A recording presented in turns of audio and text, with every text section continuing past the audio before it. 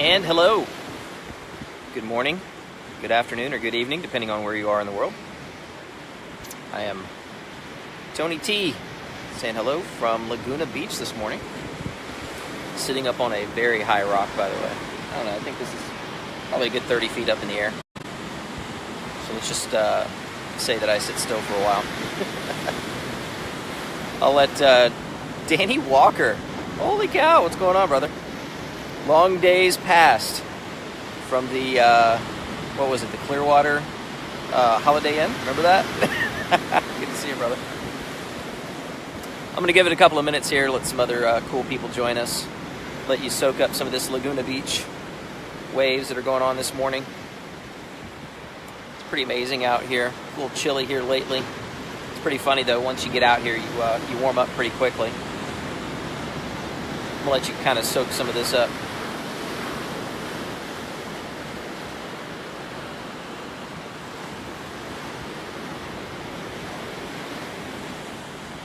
Good morning, Tammy. Welcome. Let y'all take a couple of minutes here. The Angel Cruz, the man with the plan. Welcome. What's going on, brother? Just going to give it a couple of seconds here to let some other folks join us here before we start talking about the mirror method this morning. It's a way to create magic in relationships, all kinds of relationships, really. It could be your intimate, personal relationships, can be business relationships, can be close friendships, family especially. I think it's really going to be relevant there. Just let you take a couple seconds and soak up some of this Laguna-ness. Give you I like my earphones, brother. They're awesome.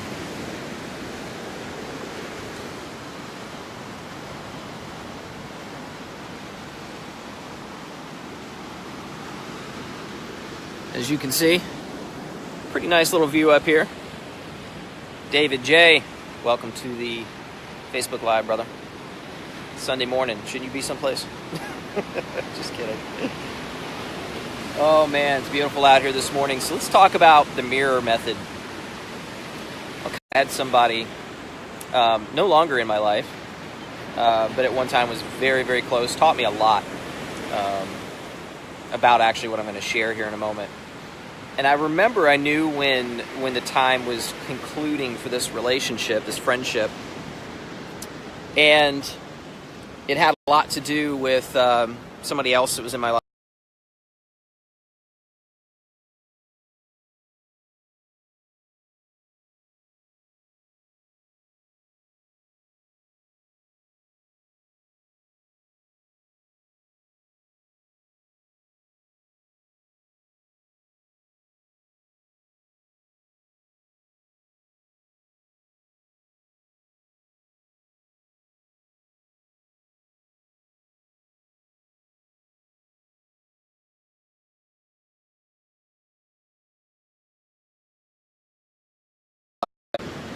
There we go, we're back. If you're still with me, thanks. Nat Cat, welcome. Hey Nat, this is going to be one of those wildly rambling videos that you laugh about that people shoot on Facebook Lives. No, we'll be pretty on point with this one. So sorry there, I think my signal dropped a little bit. If it does it again, I'll just start over. But it was kind of interesting.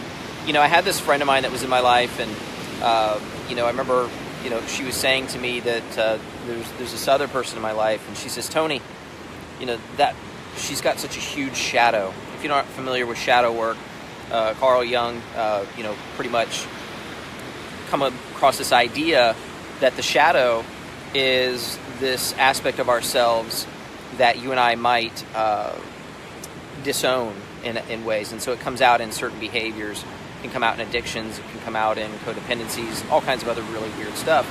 But the shadow is this thing that kind of sits in the background and tends to determine a lot of behaviors that you and I end up having, and a lot of times it can be very, very unconscious.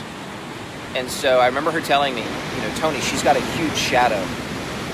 And I said, real quickly, it kind of made a lot of sense. And I was like, well, it takes one to see one, doesn't it? She'd actually taught me that, talking about mirror work. And it's really interesting. A really, really phenomenal tool to use is to realize that a lot of the relationships that you're in, they're actually mirroring back to you what you see most in yourself. This sometimes can be a really challenging concept for some folks to integrate, but I've just found it to be way more useful and true for myself and a lot of people that I've shared this with. The point being is when you see something in someone else, you can't acknowledge it or actually even understand it if you yourself didn't already possess it and have it yourself. So, generally when you're judging something in someone else, you're probably judging something about yourself that you yourself haven't come to terms with. And I can point out, so many different aspects of where this shows up in your life. Matter of fact, Debbie Ford made, she kind of also took shadow work pretty mainstream. She was on Oprah. She's passed away now, I believe, I could be wrong, but I think it was 2009. And, she brought this concept of shadow work more into the mainstream. And so, shadow work being the fact of, also mirror work, it's such a powerful tool. I was having a good conversation with a close buddy of mine, and we were talking about his relationship and talking about, some things that were showing up and coming up inside of that relationship. And, I said something to him, and I know I've heard this somewhere, and I can't exactly quote it, where I got this idea. Hey, Sharon, welcome. And congratulations, by the way. I think you're several years now smoke-free, so congratulations. I saw your little post on Facebook the other day. Congratulations. And so, him and I were talking, and I said, the whole point of relationships is not to make you happy. It's to show each other and reveal things in each other that the other person's there to help you to integrate. And so when you start to take that paradigm, when you start to take that perspective, around especially intimate relationships, anybody who's been married for any certain period of time will tell you it's not all, rainbows and unicorns. And the key is that I think it's a bit delusional in a lot of ways. And there's this fairy tale that, our friendships and our intimate relationships are there to make us happy. And my relationship coach, Jeannie Sago, just made this really, really clear to me that when you're in a close, intimate relationship, and I think even friendships and partnerships and businesses, if you don't see each other as on the same team, you're going to have some problems, because whenever you're on the same team, last I checked, in a lot of games, you don't keep score against each other, right? And so I think a really, really magical way to integrate friendships and really close, intimate relationships is to realize that there are going to be things that are going to trigger you in each other. And it's not to disown. It's to integrate, and it's to see that this person is mirroring something back to you. As I was telling my good friend, that they're giving you a gift in that particular moment. And I think the really, really important thing, when you're in friendships or relationships or even partnerships in business, is not to attack the other individual because you're on the same team. You don't want to cannibalize, that energy and that energetics between you and your friend and your partner, your intimate lover. You can argue. I just don't think it's really helpful to attack the other individual. Matter of fact, one of the tools that I've shared and I use a lot of times myself is, if I'm triggered by somebody, I might say, and take responsibility, number one, because I know it's some of my own shit, and it 99.9% of the time always is if I'm going to have a conversation around it with them, I let them know, listen, this is just my experience. My experience is this, I feel this, I'm experiencing this, I'm processing it. My relationship coach, Jeannie, would just be like, that's a lot of freaking talk. It's not necessary. And at least where I'm at right now in my life, it is. And I think it's a useful tool to use, in relationships of all kinds. We'll just kind of say, especially in an intimate relationship. I think two people that are whole, and Jeannie really taught me this, is the two people that are whole, 1 + 1 = 11, not 2. Because if you have two individuals that are looking to each other to complete them, one of the worst one of the worst things I think ever happened was Jerry Maguire going, "You complete me," right? And it's probably one of the worst ideas ever. To have someone else complete you. I think if anything, they don't complete you; they complement, where you're at. And I think that's really where I'm talking about when it comes to this mirror work, is that people are going to compliment you where you're at. In a lot of ways, I talked about this in a Facebook Live the other day. You don't get what you deserve; you get what you design. And there's a lot of ways, when we come down and take responsibility, and I kind of keep reiterating this, response-able, right? Responsibility. So if you look at the root of that, it's response-able. You're able to respond, not react. And I think this is very, very key when you're in relationships, especially an intimate relationship. I'm single, but I practice this in all of my close friendships that I have, which, I don't have a ton of them, but the ones that I do, I really, really practice this, and also practice this and use this in my business, is that, I want to respond rather than react. I choose to be informed instead of affected. And it doesn't always work, because there's going to be times people are going to trigger the shit out of you. They're going to hit something really, really, they're going to hit something in you that's really deep. They're going to, and I think this is the key behind, a lot of intimate relationships, and that's what those intimate relationships are there for. Speaking of long relationships, Kent Littlejohn, welcome, buddy. I know he's got a pretty long and fruitful relationship going on there. And so, in those relationships, I just know that, the more intimate, the more deeply they're going to probably tap into some stuff that, if you are taking responsibility, you won't get affected by, you'll be more informed. And it allows that relationship to really blossom and to bloom and to grow into new areas. And so when you practice this mirror method of realizing that nobody's doing anything to you, that it's happening within you, it's how you process it, it's your paradigm, it allows you to go into that response-able, right, responsibility, in order to take that responsibility and just really realize that this isn't about them, this is about you. They're triggering something in you. Are they attacking you, and is that, a cool thing? That's where the difference lies, I think there's such a thing as you can argue just as long as you're not attacking one another, because again, you're on the same team. And you're not keeping score against one another when that's the case.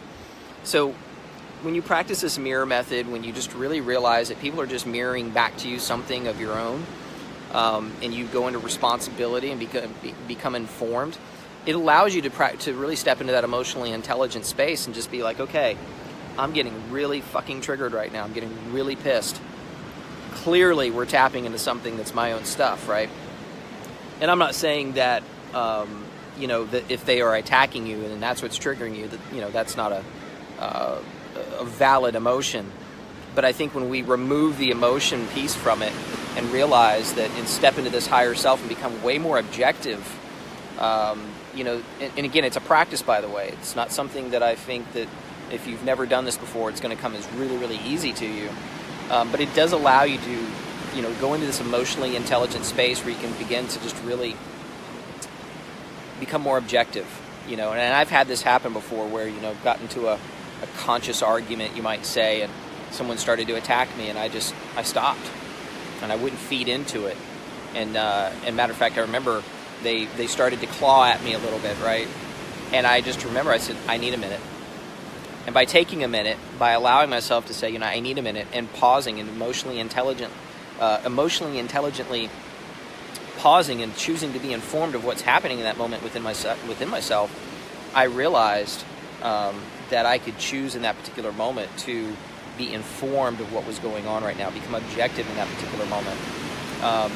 And again, I'm not going to say that this is always easy to do. Matter of fact, it's probably not. But once you make it a practice and you begin to perform that practice on a daily basis, and matter of fact, a great way to do that is just show up in your Facebook feed and see all the crazy shit that shows up. There's a lot of stuff there. I notice a lot of people get triggered. And here's something I really want to emphasize right now, and I think this is probably the most important piece of this, is that if you do get affected instead of informed, do your best not to label it. I see one of the things I believe is one of the greatest divisions right now. I see it on Facebook all the time. I see it in relationships all the time. I see it in businesses all the time, is attempting to label that which you are affected by. You'll see this a lot in politics. That's why you don't see me talk about politics, because you see this, the left and the right, and all that bullshit. And to me, it's probably one of the biggest problems today, is trying to label, because now you've got two people who are on two opposite teams, right? And they're going to keep score against one another, and they're going to label each other, and they're going to make each other wrong, and they're going to start to attack each other. Instead of attacking, and attacking is not even a good word, but just maybe labeling the behavior, which is probably even a much more healthier perspective.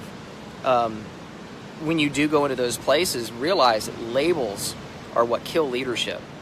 Labels are what, just absolutely eliminate any momentum in the two of you growing together, and being on the same team. So, looking at labels, I think, as a child and as children, as adults, children, they don't know what labels are, only what we lead them to, right? And so we lead children into labels. And you can see a lot of this within marketing and, a lot of what's going on in the world here today. The challenge is labels. Labels are the number one greatest division of loving relationships, of, parties, political parties, and, all of these different, if you start to really look at it, you start to take a look at the labels that people assign things.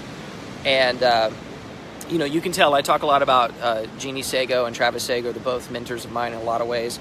I've learned a lot, from Travis, just in the means of taking thought too seriously around things. And so it's one thing that he's really, really ingrained in me, is just not taking our thoughts too damn seriously. And I can tell you it's not always easy, Again, it takes, I believe, a certain level of emotional intelligence to choose to be informed rather than affected, by what's going on around you.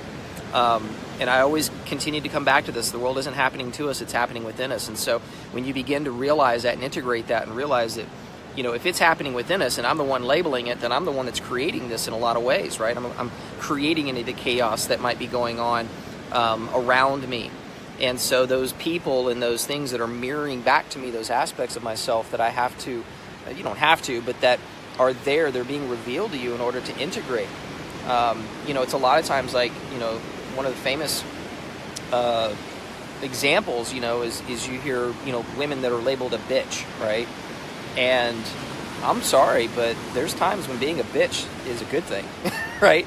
And just about everything you can imagine, that you try to label and that you try to shame and guilt into, into quietness. I can tell you it doesn't really work, because that's one aspect. Let's just say if a woman is being bitchy, it's only one aspect of herself. It's not her totality of herself. And there are times when being a bitch is a good thing. It might be, that a man is attempting to take advantage of her, emotionally or something. And she's got to be a bitch. She's got to set her boundaries. And you know what, Oliver? Yes, life is a beach, right? But I totally support a woman who's being a bitch in that light. Because maybe somebody's not respecting her boundaries. Maybe somebody is not is trying to manipulate. And you know what? She needs to be a bitch. She needs to set her boundaries. But again, you start looking at these labels that you and I like to use in life, because our neocortex, we got to categorize things. We got to put them into boxes so that we understand them. But I think when you start to unpack those boxes and start to realize that it's labels that are, creating the division, and separating you from the support that you really, really desire and want in life. I mean, I can tell you, I still go through this process at times. I mean, I'm really good at it, I'm not going to lie. But there are certain areas in my life where I know labels are leading me away from the life that I really want to lead, right? And so this mirror method of realizing that people in your life are just simply reflecting back to you the aspects of yourself. So one of the things, I see a dolphin. I see a bunch of dolphins. Sorry, I'll take up this thought. 1 second. Look at them. I don't know if you can see them out there. They're popping up out there. So this morning I've seen dolphins. This morning I saw a hummingbird down here on the beach. That was really cool. I don't normally see that. And yesterday I saw a whale. So I'm seeing some really, really cool stuff out here. And yes, I completely lost my thought from the dolphins, but it's all good. Right? I can just tell you this mirror work method, so to speak, has been really, really powerful. I know where I was going. So I just know how really powerful this is when the people in your life are just literally reflecting back to you those aspects of yourself that need love, they need attention. Shame and guilt is something that I've dealt a lot with, over the years. And it's something that it wasn't until, leaning into my shadow, leaning into, the mirror work, realizing, the relationships that I was calling into my life were just simply a mirror of the aspects of myself that I still have yet to integrate. It does allow me a certain level of comfort and understanding that I do get to dictate. I do get to design. I do get to delegate, these aspects of my life. And so if I know that they're all going on within me and not outside of me, it's really, really empowering. And I feel like, and again, you won't hear me talk about politics a lot, only in this context, is that if more people would become responsible, you'd see far fewer people that are offended, that are, a lot of these terms that you're seeing thrown around these days. You would just realize that it's how silly it is. Yeah, Oliver, I looked it up yesterday, by the way. Whale symbolism includes wisdom, spiritual awareness. Yes, sir, it does. And which ties into this conversation, by the way. You think about whales, they take a deep breath and they dive deep, right? And at one point, though, eventually they've got to come up. And it's the very same what's happening within you and I when it comes to our emotions. When we are when we're really unconscious and we're not playing into this mirror method where we're not acknowledging the things that we're trying to project outside of ourselves. It's like trying to hold beach balls underwater, right? You might be able to hold one beach ball underwater for a bit, but if you got 2 or 3 of them, it becomes impossible. And that's really what happens with your emotions, with your shadows. When you start to live in your shadow and you start to really attempt to not be with whatever that shame or that guilt, whatever that quality is that you're suppressing, it becomes really, really challenging. And I can tell you, I did it for years, and I became a master of suppressing the beach balls. And but gosh, it created a whole lot of chaos. And I didn't understand, or I would play victim in my mind, while I was attracting, particular relationships in my life that would play out in certain ways, but just, they were mirrors, man. They were just showing me more of what it is that, that was necessary for me to integrate and to start to take responsibility around. So the mirror method is really, really powerful.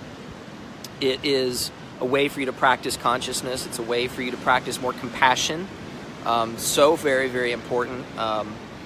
When people start to show up with certain behaviors and start to show up, I was telling a buddy of mine yesterday, I was like, listen, we only come from 2 emotions, love or fear, period. You can look at love and fear as these base emotions that everything progresses from. And, whenever you get people that are being jealous or hateful or spiteful, ignorant, whatever quality you want to label it, it's usually always coming from fear, especially when somebody's really, really angry. I would rather have somebody really, really angry than someone who's apathetic. Because at least when they're angry, I know specifically that it's coming from fear, and at least they're in a reactive mode. Apathy, which I have definitely lived with in my past, it can be very, very subtle. Can be a lot of passive aggressiveness, and you may not necessarily know what's going on there. And I lived with that. There's a time when I was very, very apathetic, and it's not that long ago. So, realizing the mirror method works both ways. Not only is it that people that trigger you, but it's also people that inspire you. So let's shift the energy of this conversation, because the mirror method works in a lot of ways. John DeMartini talks about values, and I've been a big proponent of values work over the years. And so he's like, whenever you see someone that you admire, right, and that inspire you, they're mirroring back to you the qualities that you yourself already possess. And so what happens is we end up putting them on a pedestal, you and I, right? We end up putting people up on a pedestal and going, oh my God, like they're so amazing and they're so talented and they're all this stuff. But guess what? They're just mirroring back to you the aspects of yourself that you may not have integrated and owned yourself. That's just how it works, because otherwise you wouldn't be able to acknowledge it. And that's why it inspires you, right? You just got to make sure that you're not injecting their value system into yours and trying to live by that, because otherwise that's what ends up creating a lot of chaos in our lives. You know, if you start to say, man, I should be like him, I ought to be like her, I need to be like him, well, that means you're injecting their value system into your own. But if you start to just see them, go, my God, like, man, they're so eloquent in how they speak, right? Like, even something like that is so very, very powerful, because all they're doing is mirroring back to you, right, your own brilliance, your own intelligence around speaking. And so you're inspired by that. And so, you know, when I was talking about shadow in the mirror there, what that'll look like is you'll start to judge other people, and you'll say, well, look at that person. They should be like this. They need to be like this. They ought to be like this, right? And all you're doing is projecting your own value system, right, onto them. Because here's what's happening is they're actually mirroring back to you the shit that you probably would be a good idea to integrate. Pierre, thank you so much, brother. Hey, I'm good. Thank you. Glad to see you here, buddy. Thank you so much. So the mirror method works both ways, both in the shadow, and it also works what I call in the light. So if you are seeing someone or hearing someone and you're like, oh my God, like, you know, they're so amazing, or this, whatever quality you want to begin to assign them, they're only mirroring back to you what you yourself already possess. And that's really, really inspiring. So, you know, I love Demartini's work around values, and, you know, making sure that we're not projecting onto people with our value system, and make sure that we're not injecting their value system into ours. That way you can live a much more congruent life. That way you can enjoy showing up the way that you do in life, and not necessarily being at the effect, but being more effective, you know, in life. It just becomes a lot more fun.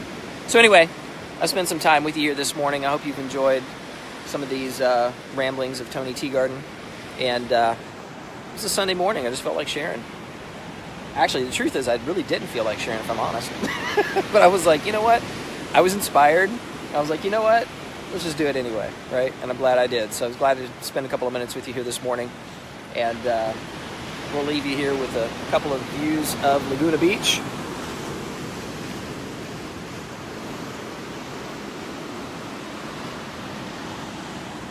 I wish you the very best today, and I hope that people mirror back to you exactly what it is that you feel you are ready to work with. And Erica de la Cruz, recently married, happy. So glad to see you stop by here, by the way. I'm leaving, by the way, but I'm so glad to see you stop by. So if you enjoyed this video, by the way, make sure that you like it, share it. That would be awesome. And, you know, leave me a comment below. Let me know what you like best about it. Other than that, I hope you have an incredible day, and we'll see you in the next video. Bye-bye.